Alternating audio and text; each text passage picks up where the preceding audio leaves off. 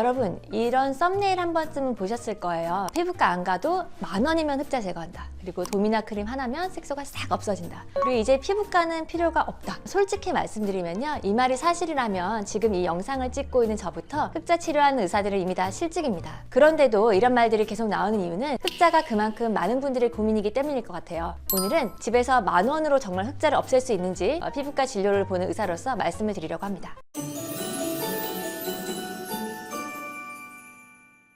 안녕하세요. 흑자 치료를 가장 많이 고민해온 닥터 클레어입니다. 이 영상은요, 흑자 때문에 거울 볼 때마다 신경을 쓰이시거나 화장으로도 가려지지 않는 흑자 때문에 고민이신 분들을 위한 영상입니다. 연고로 해결될 수 있으면 좋겠다는 마음으로 후기 영상들을 계속 보고 계신 분들도 많을 거예요. 실제로 유튜브 보고 연고를 발랐는데 더 진해졌어요. 기미인 줄 알고 치료했는데 흑자라고 해요. 몇만 원 아끼려다가 몇십만 원 더 들었어요 라고 하는 이야기를 정말 자주 듣습니다. 하지만 이게 단순한 예외적인 사례가 아니라는 점이 문제입니다. 오늘은 제가 3가지를 정리해 드릴게요. 첫 번째는 흑자와 기미를 집에서 구분할 수 있는 방법입니다. 그리고 몇만 원짜리 연고가 실제로 할 수 있는 역할과 그 한계. 세 번째는 흑자는 결국 어떤 치료를 해야 되는지에 대해서 말씀드리도록 하겠습니다.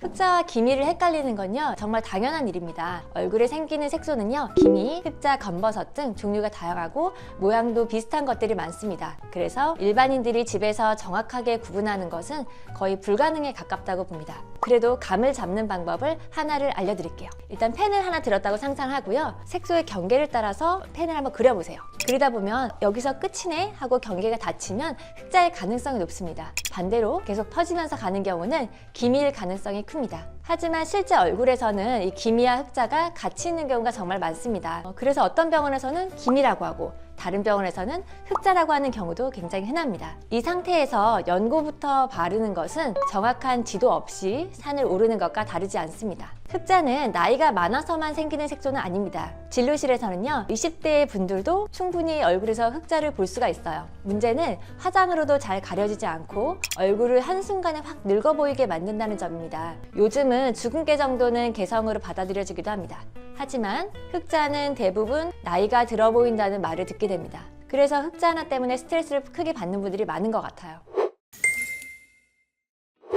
이제 가장 궁금해하시는 연고 이야기를 해보겠습니다. 도미나 크림이나 멜라논 크림은 한 번쯤 들어보셨을 것 같아요. 도미나 크림은 약국에서 손쉽게 구할 수 있는 일반 의약품인데요. 하이드로퀴논 4% 성분으로 멜라닌 색소가 새로 만들어지는 걸 억제해줍니다. 기미에는 도움이 되는 경우가 있어요. 하지만 흑자에는 거의 효과가 없다고 보시면 됩니다. 아주 초기 흑자라면 더 진해지지 않게 막는 정도는 가능할 수 있는데요. 이미 짙어진 흑자를 없애주는 효과는 기대하기가 어렵습니다. 두 번째는 멜라논 크림입니다. 이 멜라논 크림은 병원 처방이 필요한 연고입니다.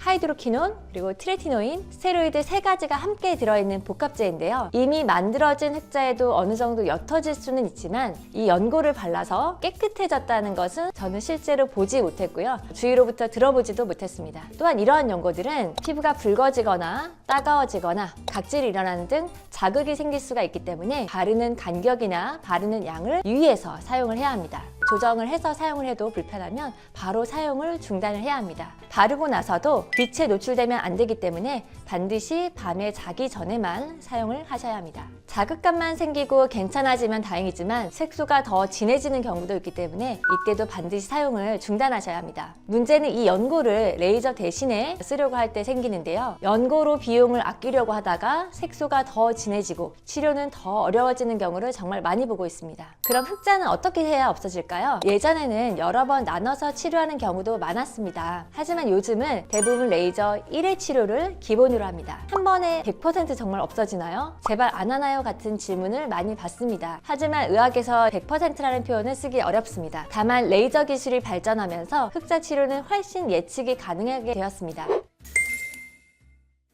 병원을 선택하실 때는요, 이렇게 3가지만 기억하시면 돼요. 첫째, 흑자 치료 경험이 많은 병원인지입니다. 두 번째는요, 의사가 직접 충분한 상담을 해주는지입니다. 그리고 셋째는 진단명을 명확하게 말해주고 결과를 어느 정도 예측해서 설명해 주는지입니다. 될 수도 있고 안 될 수도 있는데 일단 해보자 라는 말로 넘어가는 곳은 다시 한번 생각해 보셔야 합니다. 흑자 치료는 진단이 반이기 때문입니다.